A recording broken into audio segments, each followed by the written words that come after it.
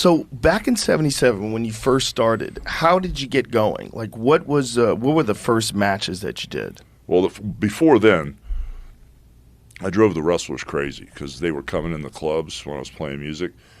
Dude, I was scared to death of them. They're all 300-pound guys, teeth knocked out, cauliflower ears, beer drinkers. There was no fluff. Right. Back in the 70s, okay?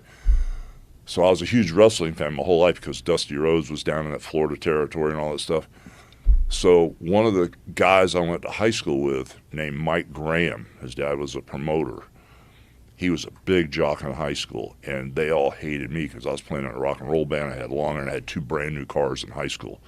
Plus I was living at a hotel, I just didn't really fit it. I went and I'd watch at the Sportatorium every week the wrestling matches, And finally, Mike Graham says, look, you've been coming here every week.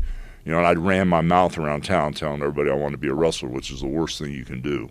So at the end of the day, he set me up with a guy named Hiro Matsuda, a Japanese wrestler. And what they did was the first thing they did was they made me run. And so Matsuda got in a station wagon. He got like 5 or 6 feet behind me, and he made me run around Tampa Stadium 2-3 times till I was ready to pass out.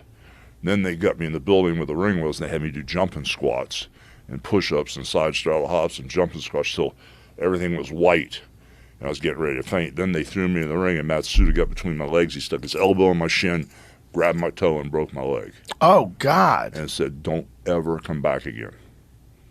They told me, don't you ever, and I had long-ass hair, blonde hair. Well, you saw the picture of the band stuff. They said, don't ever come back again. So I had a Ford Econoline van, to put some of the music equipment in with a clutch. I couldn't drive it. So when my father got home from work, he worked construction for Azarelli Construction. He had to come down with my mom, and he drove my van home. And when I got home, I really got my ass beat. It was a little bit different, and he goes, don't you ever let anybody hurt you again. So when he broke your leg, what specifically broke? The bone above my ankle. Bone above my ankle. He posted my shin and pulled my toe. And he did it on purpose. Oh, hell yeah. So that guy broke your leg, and then you went home, and your dad beat you up for getting your leg broken? Yeah. That's fucked up. No, it's just old school, bro. It's just... Anyway, make a long story short. I, laid around for 3 or 4 months, cut my hair short like yours, went back with the mindset that nobody's going to hurt me again. So I saw guys come through, like, I don't know if you know who Paul Orndorff, Mr. Wonderful is. I saw him come through 6 weeks, and they trained him, and he started wrestling. I'm there 2 years. And now they got me. So do you have to go back with the dude who broke your leg? Oh, yeah. You're working with him? Well, not only that, I started taking him to Japan with me when I was wrestling in Japan. We became like best friends, bro. Wow. It's a certain amount of respect that goes along with this business if you're broken the right way. And so he respected that you came back. Oh, yeah, man. They couldn't run me off. Right. They did everything they could. They weren't running me off now. I don't want to go home and face my dad again. I would imagine, though, you'd want to get that dude back. No, I was too afraid of him. I was scared of him, man. He was like the master. Oh, he was the You're man, the student. Bro. Submissions, all that jiu-jitsu stuff. I don't know nothing. I don't know nothing about this stuff. I'm playing music, Right. So now they spend 2 years teaching me how to wrestle, hooks, submissions, all that stuff. And Look at whoa. that. Armbar. That's over in Japan. Wow. Oh, wow. So in Japan, did they like different techniques? Yeah. See, like in Japan, I didn't do any of the ear stuff or the Hulk Hogan stuff over there. I would actually wrestle these guys, Is that what they like in Japan? Oh, yeah. Yeah. Well, there's a lot of blurriness in Japan, too. There is now. With pro wrestling and MMA. Yeah. There was a lot of blurriness back in the day when Takada was fighting for Pride. Yeah. Because Takada was a huge pro wrestling star. And they had him as the anchor of Pride. That company, Shin Nippon Pro Wrestling, that I work for over there. Yeah. Pride was their partners over there. And sometimes we'd be on the card, and the Pride guys would be there. And I'm in the dressing room, looking at the lineup, but it's all in Japanese. I'm going, a good buddy of mine, Crazy Sato, this Japanese. I said, who am I wrestling tonight? I hope it's a gaijin, an American, Because I didn't mind wrestling the Japanese. I just didn't want to fight the Pride guys. You know what I'm saying? Right. Because they were all big, man. They're back in the day in the 70s. Those guys were like 220, 240. They were all big. Yeah.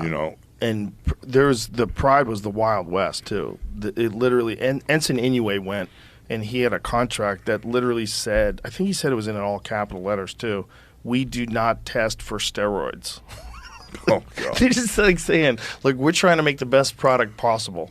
So why would we test you for steroids? Have fun. Yeah. And so the Pride days were the Wild West, and people just had insane physiques, and they could go for days. And some of the best fights of all time came out of that era. Those Pride days, some of the best fights of all time. But the best example of the Wild West of Pride was a guy named Bob Sapp. Oh, yeah. And Bob Sapp was 375 pounds with abs. It was the craziest thing. And he fought Minotauro Nogueira in like the most epic fight of all time. I love watching him. And Nogueira tapped him with an armbar. It was fucking crazy, though. But he got pile drived on his neck, and his neck was fucked for the rest of his career from this one fight. Sapp would get tired. He'd just start swinging wild haymakers. Have you seen him, Tony? Okay, you need to see this because it defies logic. Yeah. You look at the size of him. Go with Bob Sapp versus Nogueira. When you see how physically big he is when he's moving, you're like, this isn't a real person. This is like the Hulk. This is like a comic book character. Like, look at the size of him. Watch this. Look at the size of him. So this is the right away. Nogueira shoots and he gets pile drived. No. Yeah. By a guy who's fucking enormous. Look at this. Oh, man. I love it. Bro, look at the size of him. He was such a freak. Well, anyway, as the fight goes on, Nogueira actually winds up submitting him, and it's insane. But he takes a lot of punishment in the process. He gets finally gets on top of him. Bob Sapp gassed out. I mean, there's no way you can have endurance when you're that big. It's literally not even possible. He made a lot of money in Japan, man. You can have endurance for a little while, but you're never going to have endurance like a guy like Nogueira who's 230 pounds and natural. Like, you're going to eventually gas out. There's too much tissue. There's too much going on there. Yeah, he was a huge star in Japan. Giant. He ran afoul with some promoters and stuff, and it all went bad for him. But before that, they had, like, Bob Sapp dolls. They had, like, he was everywhere. He was huge. He was promoting so many different products. He was gigantic over there. Yeah, he sure was. But those Pride guys, there was some blurriness back then because there was a few fights in Pride that a lot of fight experts were like, that looks fake. A lot of fans, a lot of martial artists were like, that looks fake. Like, something, I think that's a fake fight.